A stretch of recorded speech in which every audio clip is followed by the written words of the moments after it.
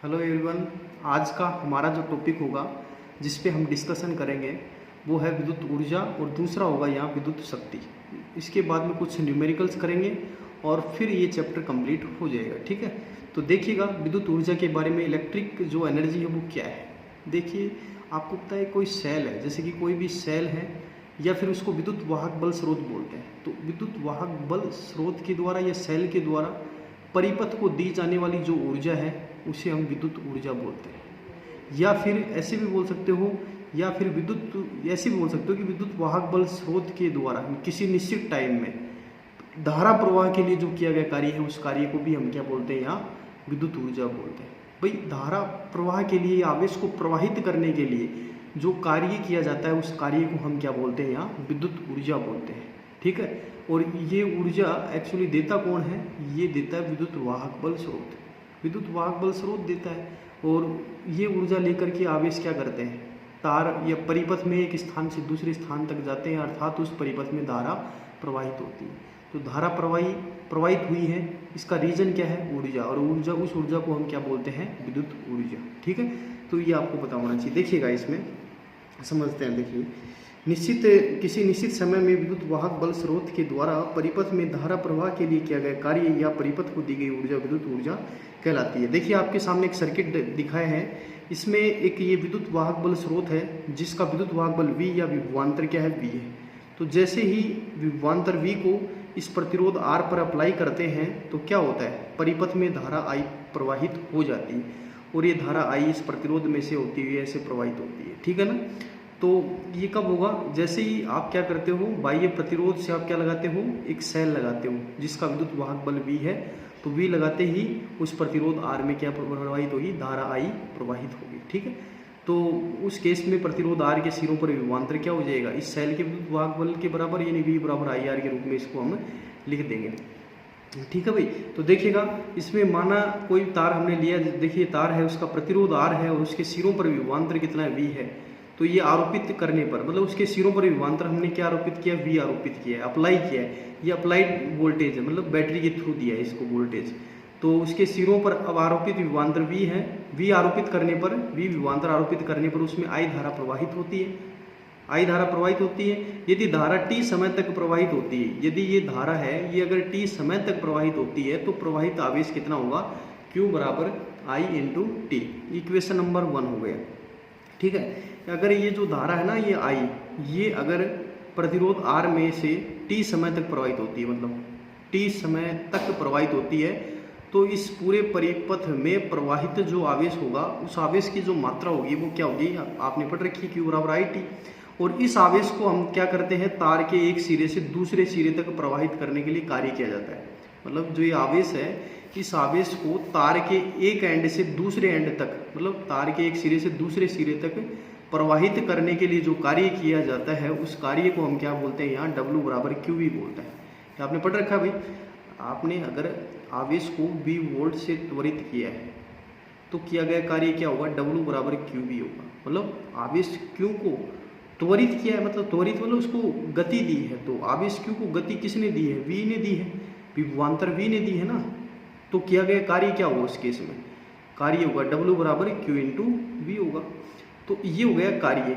और यहाँ Q का मान आपको पता है, अभी बात की हमने, IT होता है।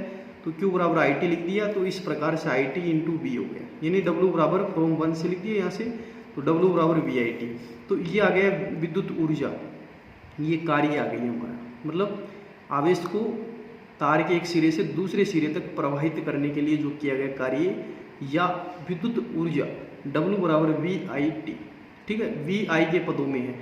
अब देखिएगा, अगर ओम्स लॉ ये होता है, देखिएगा V इक्वल्स टू IR, तो V की जगह हम क्या लिखेंगे? IR। तो यहाँ पर देखिएगा VIT तो है ही, मतलब ये पूरा लिख दिया मैंने, इसको एक जनरल फॉर्म में लिख दिया यहाँ से। W बराबर VIT तो होता ही है। अब V की जगह IR रखेंगे तो I स्क्वायर RT बन जाएगा, और V की जगह अगर I की जगह आप V अपॉन R रखोगे तो V square upon R into T बन जाएगा। मतलब यहाँ देखिएगा, पहली जो इक्वेशन है या पहली जो टर्म है, ये देखिएगा, ये V और I के पदों में कार्य है। दूसरी टर्म में क्या है? I और R के पदों में कार्य है। और तीसरी टर्म में V और R के पदों में कार्य है। ठीक है ना? तो हमने तीनों के बारे में बात कर ली, तो आपको ये तीनों पता होना चाहिए, तीनों टर्म्स के बारे में पता होना चाहिए। कार्य की तीन टर्म मतलब कार्य को तीन रूपों में हम लिख सकते हैं, ठीक है ना, तीन रूप होते हैं इसके। तो पहला रूप होता है वी आई का होता है, दूसरा आई और आर का, तीसरा वी और आर का, ठीक है। तो ये आपको पता होना चाहिए इसके बारे में। ये ऊर्जा हो गई विद्युत ऊर्जा। अगर ये ऊर्जा उष्मा में चेंज हो जाए, उष्मा में बदल जाए, उष्मा में परिणत हो जाए, बदल जाए, तो उत्पन्न उष्मा हम क्या लिखेंगे, H बराबर W/J। ये आपने 11th में भी पढ़ रखा है, J यांत्रिक तुल्यांक होता है, H हीट होती है, हीट इक्वल्स टू W/J। तो ये होता है W/J। तो अगर I²RT है, जैसे कि यहाँ पर वर्क कितना है, यहाँ कार्य कितना, ऊर्जा कितनी है, I²RT, ये किस में होती है, जूल में होती है। इसको हमें कैलोरी में चेंज करना पड़ेगा, क्योंकि आपको पता है उष्मा कैलोरी में होती है। तो कैलोरी में होती है तो 4.18 से इस I²RT को हम डिवाइड करेंगे, जिससे ये किस में आ जाएगी, कैलोरी में आ जाएगी। उष्मा किस में आ जाएगी, कैलोरी में, क्योंकि ये ऊर्जा जो है ये जूल में है। तो कैलोरी में चेंज करना, तो 4.18 से डिवाइड करते ही ये कैलोरी में आ जाएगी। तो ये आ गई हमारी जो उत्पन्न उष्मा है, ठीक है ना। जब कार्य उष्मा में बदल जाएगा तो वो उष्मा कितनी है, वो उष्मा ये H बराबर पॉइंट, इसमें डिवाइड करेंगे तो 0.239 देखिएगा, 0.239 I²RT, ये ध्यान रखिएगा। ये उष्मा आ जाएगी। और ये कैलोरी याद रखिए, एक कैलोरी बराबर 4.18 है, 18 जूल होता है, ठीक है। तो ये जो पूरा का पूरा है ना, ये कार्य जो भी है ये उष्मा में बदलेगा, ये आपको पता होना चाहिए, ठीक है ना। ये जो कार्य है किस में चेंज होगा, उष्मा में बदलेगा। और उस उष्मा का मान हमने देख लिया कितना आया हमारे पास, ठीक है भाई। तो ये देख लीजिए, हो गया भाई। अब आगे देखिएगा, 1 किलोवाट आवर बराबर 3 × 10⁶ जूल।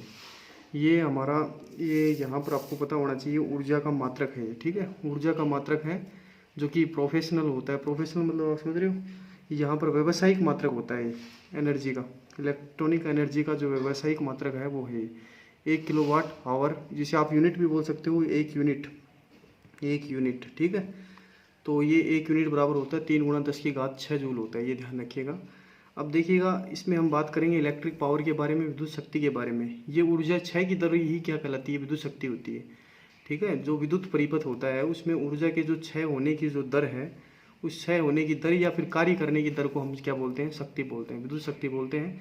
P बराबर W/T से रिप्रेजेंट करते हैं इसको, मतलब P से रिप्रेजेंट करते हैं। तो P बराबर क्या होता है, W/T। कार्य करने की दर को ही हम क्या बोलते हैं, पावर होती है, ठीक है ना। ये प्रति सेकंड कितना कार्य किया जाता है, या ऊर्जा व्यय होने की दर क्या है, ठीक है ना। 1 सेकंड में ऊर्जा कितनी ऊर्जा व्यय हुई है, उस ऊर्जा व्यय को ही हम क्या बोलते हैं, शक्ति बोलते हैं। तो ये भी याद रखिए, P बराबर W/T होता है, और W बराबर यहाँ VIT होता है। ये VIT रखेंगे, इसको सोल्व कर लेना। P बराबर VI आएगा, तो पावर आ गई V और I के पदों में आ गई ना, V और I के टर्म में आ गई P बराबर VI। और दूसरा हम यहाँ पर V बराबर क्या रखेंगे, IR रखेंगे, तो I²R हो जाएगा। यहाँ से P बराबर I²R। फिर नेक्स्ट अगर V और R में लिखना हो तो I की जगह क्या रख देंगे, V/R रख देंगे। तो यहाँ से क्या बन जाएगा, V²/R। तो P बराबर V²/R। ये V और I के टर्म में है, ये I और R के पद में है। ये P की फॉर्म है, P की अलग अलग फॉर्म है। ये P बराबर I²R, P बराबर V²/R। तो इन जनरल फॉर्म में लिख दिया मैंने इन तीनों को मिला करके, P बराबर VI इक्वल्स टू I²R बराबर V²/R। तो देखिए, शक्ति का जो मात्रक होता है, वैसे वाट होता है, आप सभी को पता है शक्ति का जो मात्रक है वो वाट है। और यहाँ P बराबर हम क्या लिखते हैं, VI। तो 1 वाट बराबर क्या होता है, वोल्ट एम्पियर भी होता है। 1 वाट बराबर लिखते हैं V को वोल्ट और I को एम्पियर। तो ये हो गए 1 वाट बराबर वोल्ट एम्पियर। या दूसरा ऐसे भी लिख सकते हैं, P बराबर W/T। तो कार्य का मात्रक जूल और टाइम का सेकंड, जूल पर सेकंड। तो 1 वाट बराबर जूल पर सेकंड भी लिख सकते हैं, जूल पर सेकंड, ठीक है। 1 वाट बराबर ही होता है। ये भी शक्ति का ही मात्रक है, वाट भी शक्ति का ही मात्रक है, वोल्ट एम्पियर भी शक्ति का ही मात्रक है, शक्ति का मात्रक है, शक्ति के मात्रक है सारे। 1 वोल्ट के बराबर है सारे। 1 वोल्ट बराबर ही क्या होता है, वोल्ट एम्पियर होता है। 1 वोल्ट बराबर ही जूल पर सेकंड होता है। एक और सब बड़ा, ये छोटा मात्रक होता है वाट, शक्ति का छोटा मात्रक होता है। बड़ा मात्रक 1 किलोवाट, यानी किलोवाट होता है, कहने का मतलब किलोवाट। तो 1 किलोवाट वैसे कितना होता है, 1 किलोवाट 1000 वाट होता है। 1 किलोवाट बराबर होता है 1000 वाट होता है। और शक्ति का जो अन्य मात्रक होता है वो होता है अश्व शक्ति, ठीक है। ये अन्य मात्रक है, हॉर्स पावर से रिप्रेजेंट करते हैं। ये शक्ति का अन्य मात्रक है हमारे पास। एक अश्व शक्ति होता है, यहाँ 746 वाट होता है, 746 वाट होता है, ये भी ध्यान रखिएगा। अब देखिएगा, अगर परिपथ में V वोल्ट पर धारा I प्रवाहित हो रही है T समय तक और V वोल्ट पर धारा I प्रवाहित होती है, तो उस केस में परिपथ में जो व्ययित ऊर्जा होती है, जो खर्च की गई जो ऊर्जा है परिपथ में जो व्यय ऊर्जा है वो ऊर्जा कितनी होगी, W बराबर PT होगी, ये ध्यान रखिएगा, ठीक है ना। याद रखिएगा V वोल्ट पर धारा I t समय तक प्रवाहित हो रही है किसी सर्किट में, तो सर्किट के द्वारा व्यय होने वाली जो ऊर्जा है वो कितनी है, W बराबर PT है, क्योंकि P बराबर हमने क्या पढ़ा, W/T, तो W बराबर PT हो जाएगा। P यहाँ पावर होती है, T यहाँ टाइम होता है, ठीक है। अब देखिएगा नेक्स्ट आगे, देखिएगा भाई यूनिटों की संख्या निकालनी है, तो यूनिटों की संख्या कैसे निकलेगी, या ऊर्जा बोल सकते हो परिपथ में वहित ऊर्जा, या फिर यूनिट भी बोल सकते हो, एक ही बात है। देखिएगा जो ऊर्जा होती है ना, ऊर्जा का जो मात्रक है व्यावसायिक मात्रक होता है वो किलोवाट आवर होता है, किलोवाट आवर, ठीक है ना, किलोवाट आवर होता है।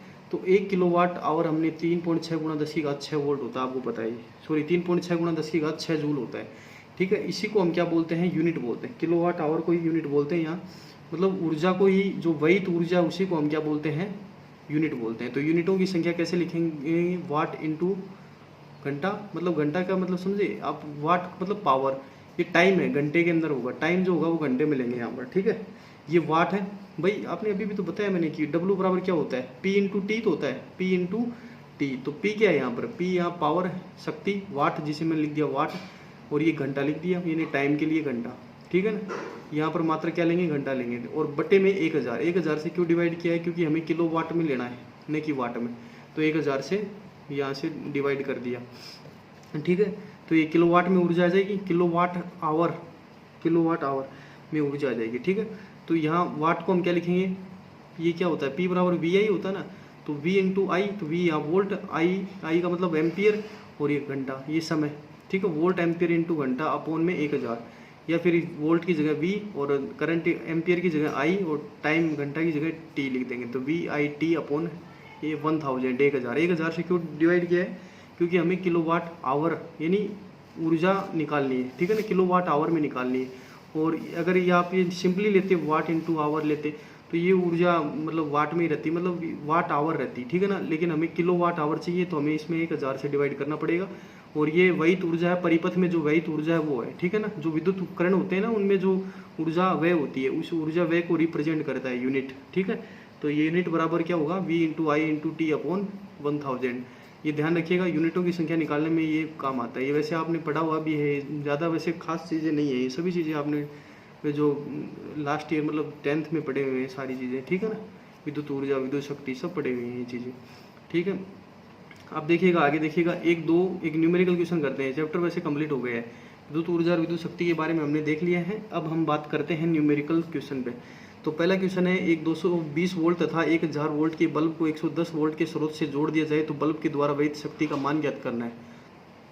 तो देखिए कैसे ज्ञात करते हैं।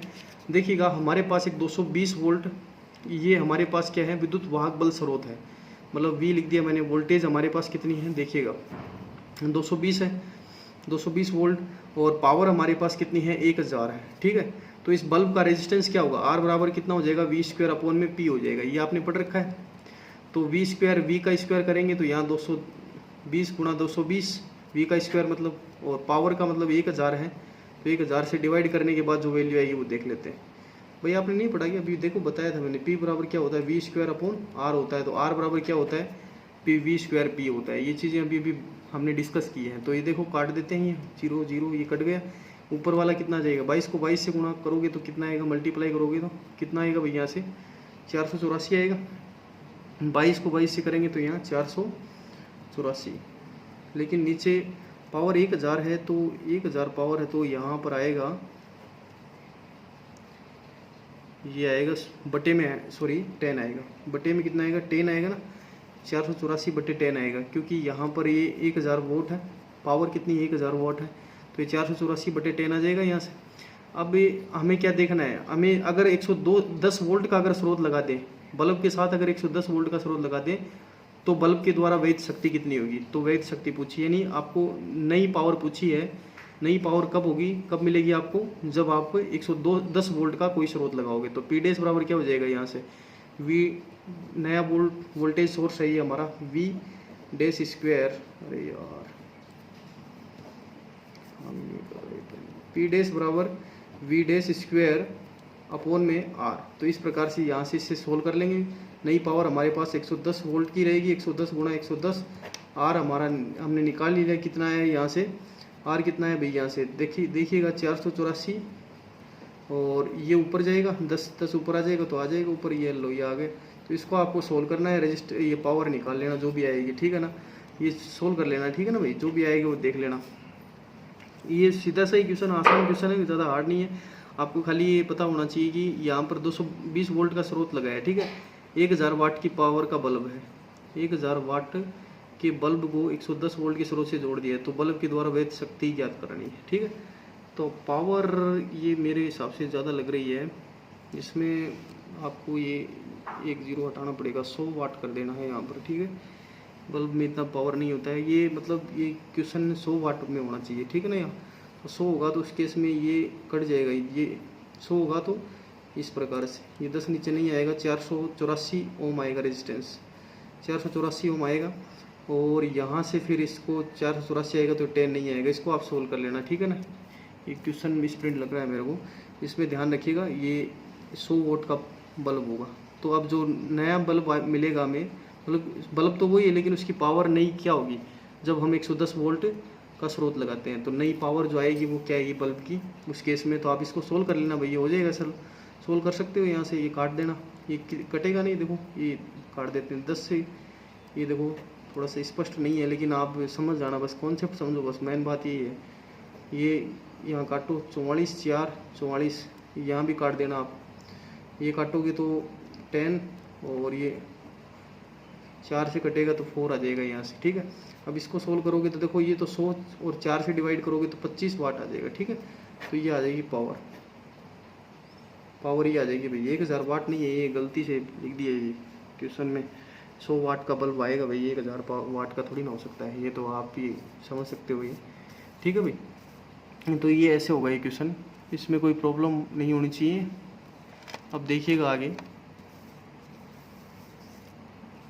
देखिएगा दिए गए एक छोटा सा क्वेश्चन और है, दिए गए वी आई ग्राफ से प्रतिरोधक के प्रतिरोध का मान याद करना है। देखो ये चित्र को देखो आप, तो इसमें जो ग्राफ दे रखा वी आई ग्राफ है, इससे आपको क्या निकालना है, रजिस्टर का रेजिस्टेंस वैल्यू निकालनी है। तो कैसे निकालोगे, इसमें कोई एक्स एक्स पे करंट आई ली है और वाई एक्स पे क्या लिया, वोल्टेज भी लिया है। तो एक्स एक्स पे 2 रीडिंग ले लो करंट की, उनका डिफरेंस कर दो, और यहाँ वाई एक्स पे वोल्टेज की कोई 2 रीडिंग ले लो, उनका डिफरेंस कर दो। और क्या होता है प्रतिरोध, आपने क्या पढ़ा प्रतिरोध, आर बराबर आपने ये तो पढ़ा है, आर बराबर वी आई होता है, लेकिन यहाँ क्या करेंगे, आर बराबर डेल वी अपॉन में डेल आई हो जाएगा, ठीक है। अब डेल वी तो आपको पता है यहाँ क्या है, डेल वी कोई भी 2 यूनिट ले लो वाई एक्स पे, 2 वैल्यूज ले लो वोल्टेज की, जैसे 2 4 वाली ले लो, ऑर्डर लेनी है, या फिर 2 6 ले लो, तो 2 6 लेंगे तो यहाँ 0.1 0.3 लेना पड़ेगा। अगर आपने 2 4 लिया है, मतलब क्रमागत ही लिया है, पहली वैल्यू क्या है 2 है और दूसरी 4 है वोल्टेज की वाई एक्स पे, इधर करंट की क्या लोगे, फिर करंट की क्या लेनी पड़ेगी, करंट की स्टार्टिंग क्या होगी 0.1 और जो लास्ट जो करंट वैल्यू होगी वो क्या होगी 0.2 होगी। तो यहाँ पर वाई एक्स पे तो क्या करेंगे, वोल्टेज का डिफरेंस लेंगे, वोल्टेज का डिफरेंस यानी 4 - 2 करेंगे यहाँ पर। तो यहाँ पर हो जाएगा, देखिएगा 4 - 2 हो जाएगा, वोल्टेज का डिफरेंस है, देखिएगा भाई वोल्टेज का डिफरेंस 4 - 2 यानी 2 वोल्ट हो गए, ठीक है। अब करंट का डिफरेंस और देख लेते हैं, डेल आई बराबर कितना होगा। अब इसी ग्राफ को लेना आपको, ये 2 कर्व से मिलकर जो बनता है ना, यही देखना आपको, और अदर नहीं देखना है, क्योंकि 2 4 लिया वोल्टेज, पहली वैल्यू 2 है, लास्ट जो इसकी होगी 4 वोल्ट, ठीक है ना। ऑर्डर लेनी है, मतलब तुरंत जस्ट उससे अगला लेना है। तो 2 है, पहली 2 लिया तो दूसरी 4 ले ली। और इधर से भी क्या करेंगे, करंट की वैल्यू अगर 0.1 ली है तो करंट की वैल्यू नेक्स्ट वैल्यू क्या होगी 0.2 लेंगे, ठीक है। तो ये ध्यान रखिए, आप ऐसे भी ले सकते हो, 2 6 2 में डिफरेंस करके 4 जैसे 0.3 में 0.1 का डिफरेंस कर देना तो 0.2, तो ऐसे भी कर सकते हो, मतलब यहाँ पर आपको पता होना चाहिए इसके बारे में, ठीक है। तो वोल्टेज की जो वोल्टेज का डिफरेंस आएगा 4 - 2 2 हो जाएगा, करंट का डिफरेंस क्या हो जाएगा 0.2 - 0.1, तो ये करंट का डिफरेंस हो जाएगा 0.2 - 0.1।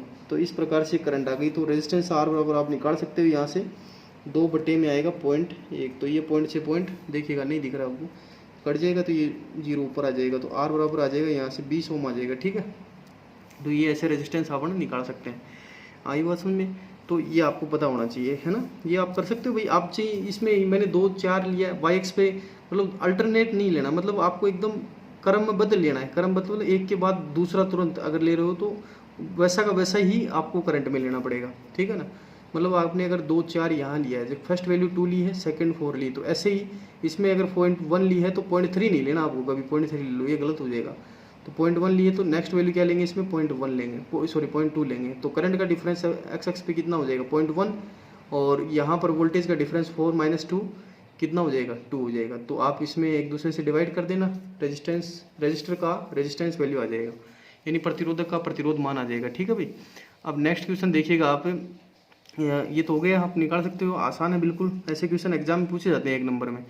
अब देखिएगा यहाँ पर, देखिए चित्र में भिन्न भिन्न तापों पर एक चालक के व्ययी वक्रों को दर्शाया गया। यदि इन तापों के संगत प्रतिरोध क्रमशः R1 व R2 हैं तो चालक में कौन से वक्र के लिए ताप अधिक होगा।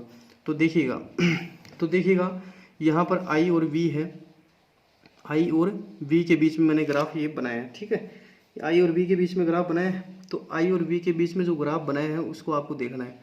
तो यहाँ पर कैसे होगा भाई, ये आप देखिएगा, यहाँ देखिए इसमें आपसे क्या पूछा है, चालक के कौन से वक्र के लिए ताप अधिक होगा, कौन से वक्र के लिए ताप अधिक होगा। तो सबसे पहले हम क्या करते हैं, पहले वक्र की ढाल के लिए हम एंगल क्या ले लेते हैं, वी एक्स से बना जो एंगल है वो, जैसे कि हम क्या ले लेते हैं, क्या लेंगे भाई यहाँ पर θ1 लेंगे, और दूसरे वक्र से जो एंगल बनेगा वो कितना बनेगा θ2। ठीक है, वी एक्स है ना, वी एक्स है, ये वी एक्स यानी एक्स एक्स बोल सकते हो, एक्स एक्स पे वी लिया है और वाई एक्स पे लिया है यहाँ आई। तो ये आपको मतलब ये एंगल लिया है, एक्स एक्स से एंगल कितना बनाया है, वक्र 1 के लिए θ1 और दूसरे वक्र के लिए θ2। तो अब आपको पता होना चाहिए ढाल क्या होता है, tan थीटा बराबर, आपने पढ़ रखी है ये चीज़ें। tan थीटा कितना होता है, tan थीटा बराबर होता है, यहाँ से आपने पढ़ा होगा क्या होगा, ढाल बराबर क्या होता है, वाई एक्स बटे एक्स एक्स। तो वाई एक्स क्या है आई, और एक्स एक्स क्या है वी, और ये क्या होता है प्रतिरोध का इनवर्स, मतलब 1/r के बराबर होता है ना, ये 1/r के बराबर होता है। इसका मतलब ढाल प्रतिरोध के व्युत्क्रमानुपाती होती है। यहाँ पर देखिएगा θ1 ग्रेटर देन θ2 है, तो इसका मतलब tan θ1 ग्रेटर देन क्या होगा, tan θ2 होगा। इसका मतलब क्या होगा, R1 क्या होगा, इस केस में क्या होगा, देखिएगा इस केस में अब देखिएगा, यानी यहाँ जो एंगल θ1 है ना ये बड़ा है, यानी tan θ1 tan θ2 से बड़ा है। इसका मतलब जिस वक्र की ढाल जितनी ज़्यादा होगी प्रतिरोध उसका उतना ही कम होगा, क्योंकि प्रतिरोध की क्या होती है, व्युत्क्रमानुपाती होती है ढाल। तो इसका मतलब क्या होगा, यानी जो θ1 के लिए जो प्रतिरोध है वो प्रतिरोध क्या होगा, चालक का प्रतिरोध कम होगा, और θ2 के लिए जो प्रतिरोध होगा वो क्या होगा, अधिक होगा। ठीक है, तो ये आपको पता होना चाहिए, R1 लेस देन R2। इसका मतलब टेम्परेचर भी क्या होगा, जिस चालक का मतलब कोई भी चालक है उसका टेम्परेचर अगर अधिक होगा तो प्रतिरोध भी अधिक होगा, अगर प्रतिरोध अधिक है तो उसका टेम्परेचर भी अधिक होगा। ठीक है ना, तो ये ध्यान रखिएगा, इस प्रकार से हम ये ऐसे बता सकते हैं। ठीक है, एक्सप्लेन कर सकते हैं ऐसे, तो बिल्कुल आसान है, ज़्यादा हार्ड नहीं है, आप ये कैसे ऐसे कर सकते हो, कोई दिक्कत नहीं है। बस इसमें ढाल देखनी पड़ेगी, जिस वक्र की ढाल ज़्यादा होगी उसका प्रतिरोध यहाँ क्या हो जाएगा, कम हो जाएगा। वो प्रतिरोध कम हो जाएगा तो उसका प्रतिरोध कम होने से टेम्परेचर भी क्या हो जाएगा, कम हो जाएगा। ठीक है ना, क्योंकि चालक का अगर टेम्परेचर बढ़ाते हो तो ही प्रतिरोध बढ़ता है। ठीक है, तो आपको ये पता होना चाहिए कॉन्सेप्ट। ठीक है, तो यहाँ देखिए ढाल ज़्यादा है, पहले वक्र की ढाल ज़्यादा है, तो ढाल ज़्यादा है इसका मतलब इसका रेजिस्टेंस क्या होगा, कम होगा, क्योंकि रेजिस्टेंस के व्युत्क्रमानुपाती होता है ढालियाँ। तो R1 लेस देन R2, इसका मतलब R2 अगर ज़्यादा है तो जो इसका टेम्परेचर है इस वक्र के लिए टेम्परेचर भी क्या होगा, चालक का टेम्परेचर भी ज़्यादा होगा। तो इस केस में टेम्परेचर ये ज़्यादा हो गया, कौन से वक्र के लिए, वक्र 2 के लिए।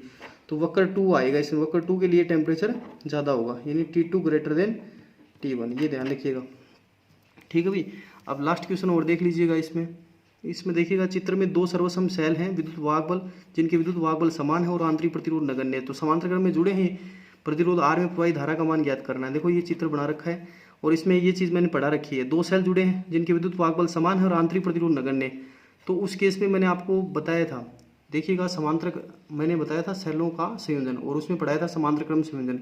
उसमें मैंने एक चीज़ बताई थी, उसमें स्पेशल केस थे, 2 स्पेशल केस थे। पहला स्पेशल केस था, उसमें बताया था कि बैटरी का जो आंतरिक प्रतिरोध क्या है, बाह्य प्रतिरोध की तुलना में क्या है, नगण्य, यानी आंतरिक प्रतिरोध बाह्य प्रतिरोध की तुलना में क्या है, नगण्य है। तो उस केस में जो सेलों से जो प्रवाही धारा होगी वो एक सेल से प्रवाही धारा के बराबर ही होगी। यानी कहने का मतलब I बराबर क्या होता है, E/R, ये मैंने बता रखा है, I बराबर क्या होता है, E/R। तो यहाँ से यही चीज़ आपको बतानी है। ठीक है, ये याद करना है, प्रतिरोध R से प्रवाही धारा ये होगी, I बराबर E/R होगी। ये कॉन्सेप्ट करवा रखे हैं, या फिर आप ऐसे भी कर सकते हो, ये चीज़ मैंने बताई थी भाई, R प्लस R/N ऐसे करवा रखा है ना। अगर N सेल कैसे जुड़े हैं, समांतर क्रम में जुड़े हैं, तो प्रतिरोध R में से प्रवाहित धारा ये होती है। यहाँ पर सेल कितने हैं, 2 हैं, तो 2 E कर दो L, ये R प्लस यहाँ से R/2 कर दो, ये N नहीं होगा, सॉरी ये N नहीं होगा, इस सूत्र में N नहीं होगा, ये गलती से लिख दिया, E/R, capital R plus small r/N होगा, ठीक है ना। तो N की जगह यहाँ 2 करोगे तो आप इसको सोल्व करोगे तो देखिएगा आपके पास क्या आएगा, E/R ही आएगा, क्योंकि यहाँ स्मॉल r को तो नगण्य करना पड़ेगा ना आपको, स्मॉल r को तो नगण्य करना पड़ेगा, क्योंकि बाह्य प्रतिरोध की तुलना में स्मॉल r तो नगण्य है, तो इसको तो हटा देना है। इसको आप यहाँ करोगे 2r, ये 2 ऊपर गुणा होगा तो 2e, तो 2 से 2 कैंसिल, यानी E/R ही आएगा। तो ये चीज़ मैंने बता रखी है, एक्सप्लेन कर रखा है ना, सेलों का समांतर क्रम संयोजन है, उसमें बताया प्रवाही धारा I बराबर क्या होता है। फॉर्मूला ये होता है, अगर n सेल जुड़े यानी 2 सेल जुड़े हमारे पास समांतर क्रम में है दोनों, तो यहाँ n की जगह 2 करोगे, लेकिन स्मॉल r क्या है, यहाँ नगण्य है, तो इसको हम हटा देंगे, तो इस प्रकार से I बराबर E/R आएगा, यानी एक सेल से प्रवाही धारा के बराबर धारा मिलेगी, ठीक है ना। तो ये ध्यान रखिएगा। तो ये हो गया हमारा ये न्यूमेरिकल क्वेश्चन, ठीक है। तो ये 3-4 जो भी न्यूमेरिकल हैं ये करवा दिए, इंपॉर्टेंट है सारे के सारे, बेस्ट क्वेश्चन है सारे के सारे, ठीक है। Okay, thank you.